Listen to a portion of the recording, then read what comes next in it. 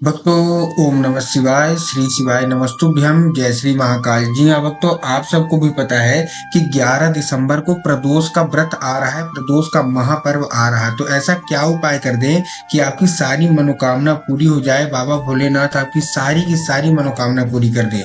देखिए, पूज्य गुरुदेव हमेशा बताते हैं कि जो प्रदोष का व्रत होता है, प्रदोष का जो त्योहार होता है, प्रदोष का जो महापर्व होता है, उसमें महादेव अत्यंत प्रसन्न हो जाते हैं अगर आप छोटा सा भी उपाय कर दें।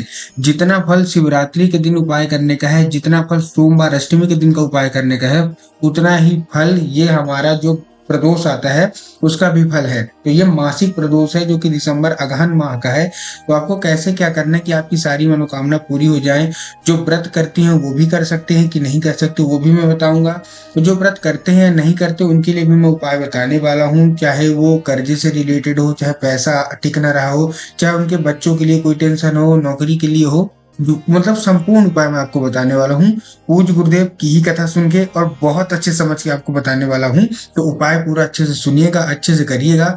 अगर आपने उपाय पूरा अच्छे से सुना और उपाय अच्छे से किया तो आपकी जितनी भी मनोकामना है, जो कि आप बरसों से सोच रहे हैं, जो कि पूरा होने का नाम ही नहीं ले रही, तो मात्र ये प्रदोष के व्रत का उपाय करने से आपकी सारी मनोकामना पूरी होगी। डेट मैं फिर से बता दे रहा हूँ, 11 दिसंबर। कौन सा दिसंबर? 11 दिसंबर को पड़ रहा है अगहन मास का प्रदोष। तो चलिए हम सीधे आ जाते हैं उपाय पे।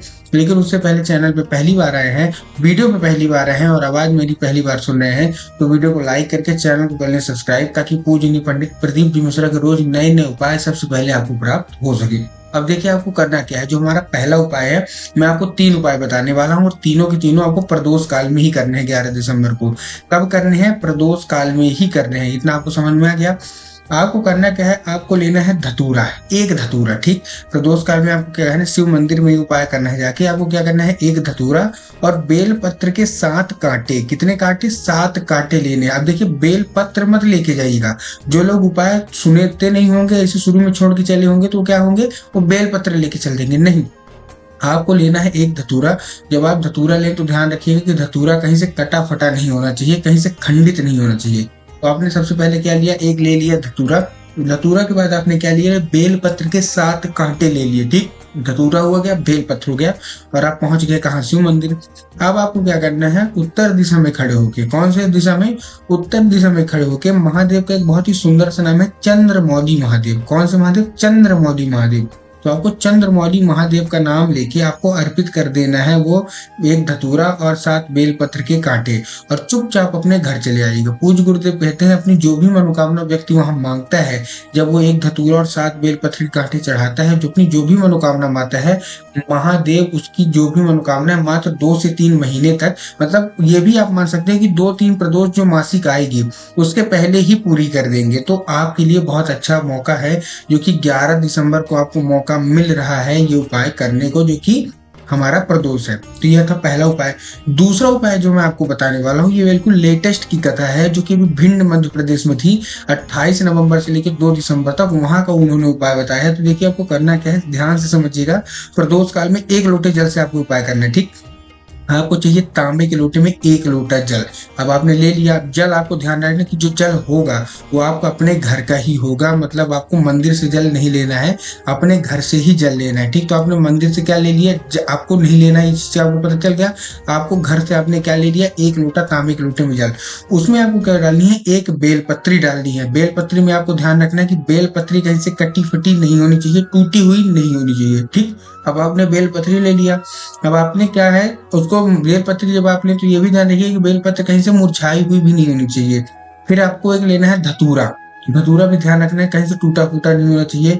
फिर आपको लेने हैं 11 मूंग के दाने। जब मूंग के दाने ले तो आपको ध्यान रखिए कि मूंग के दाने हरे होने चाहिए, मुरझाए हुए सूखे हुए नहीं होना चाहिए। आपने क्या क्या ले लिया, बेलपत्र लिया, धतूरा लिया, 11 मूंग लिए। अब आपको चाहिए 1 भेली गुड़। गुड़ आप जानते हैं, 1 भेली गुड़।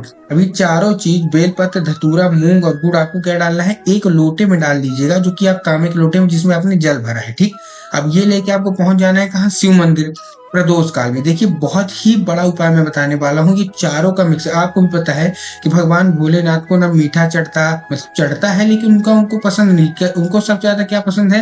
धतूरा, बेलपत्र, मूंग, ये सब चीजें महादेव को ज्यादा आकर्षित करती हैं और जल्दी से वो प्रसन्न हो जाते हैं, क्योंकि महादेव छोटे में प्रसन्न होने वाले हैं, थोड़े में प्रसन्न होने वाले हैं, अगर आप विश्वास लेके जाते हैं तो आपको क्या करना है, ये आपने ले लिया, एक लोटे में जल लिया, बेलपत्र, धतूरा, मूंग, गुड़ लेके पहुंच गए कहाँ? शिव मंदिर।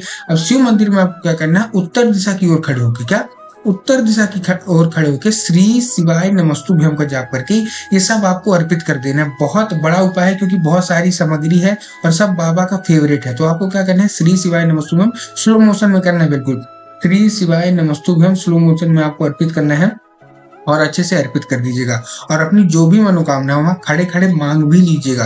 पूज्य गुरुदेव कहते हैं कि माँ इतना ही कर देंगे अगर आप प्रदोष के दिन, बाकी कुछ नहीं, चाहे व्रत रहे या न रहे, कोई पूजा करे, पाठ करे, न करे, लेकिन महादेव को खुश करने के लिए केवल आप इतना ही कर दिए तो आपकी सारी मनोकामना बाबा भोलेनाथ अतिशीघ्र पूरी कर ही कर देते हैं। तो ये था हमारा दूसरा उपाय। अब जो हम तीसरे उपाय की ओर आ रहे हैं, इसमें आपको माता पार्वती को खुश करना है। माता पार्वती को आप कैसे खुश करेंगे, हम वो भी बात कर लेते हैं। देखिए सबसे पहले आपको करना क्या है, ध्यान रखिएगा, अच्छे से करिएगा। आपको लेना है दीपक। कितने दीपक? 2 दीपक। कितने दीपक आपने ले लिए? आपने 2 दीपक ले लिए। अब देखिए दीपक जो होगा वो मिट्टी का होना चाहिए, ठीक, और घी का, और घी का ही होना चाहिए। और जो बाती होगी वो गोल। बहुत सारे लोग क्या करते हैं कि आटे का दिया बना लेते हैं और लंबी बाती लगा देते हैं, चौमुखी दीपक। नहीं, आपको चौमुखी दीपक नहीं चाहिए, आपको 2 मिट्टी का दीपक चाहिए, आटे का नहीं चाहिए। और उसके बाद आपको गोल बाती चाहिए। कौन सी? गोल बाती। और आपको घी का दिया लगाना है, तेल का नहीं लगाना। बहुत सारे लोग तेल का भी लगा देते हैं, यही गलती करते हैं, इसीलिए उनकी मनोकामना पूरी नहीं होती। जब तक आप अच्छे से उपाय समझेंगे नहीं, अच्छे से करेंगे नहीं, तो आपका जो मनोकामना है वो बाबा भोलेनाथ तक पहुंचेगी ही नहीं। तो आपको क्या करना है, आपको लेना है 2 दीपक। दीपक आपको घी का जलाना है, गोलबाती का। अब एक दीपक आपको घर में ही छोड़ के जाना है, ठीक। एक दीपक आपको लेके जाना है प्रदोष काल में, कहा? बेल पत्र के पेड़ के नीचे। शिव मंदिर में नहीं जाना, बेल पत्र जो होगा आपके घर के आसपास, उसी के पेड़ के नीचे आपको पहुंच जाना है। बेल पत्र, ये जो आपने दिया लिया है वो लेके बेल पत्र के पेड़ के नीचे। आपको भी पता है, पूज्य गुरुदेव भी हमेशा बताते हैं कि बेल पत्र के पेड़ में स्वयं माता पार्वती का वास होता है, और जहां माता पार्वती है वहां तो भगवान भोलेनाथ अवश्य रूप से हैं। तो आपको क्या करना है, सबसे पहले एक दिया अपनी जो भी मनोकामना होगी बेल पत्र के पेड़ की जो जड़ है वहां अर्पित करनी है, ठीक। जो भी आपकी मनोकामना होगी उसकी जड़ में आपको बेल पत्र के आपको अर्पित कर देना है एक दिया, अपनी जो भी मनोकामना मांग के।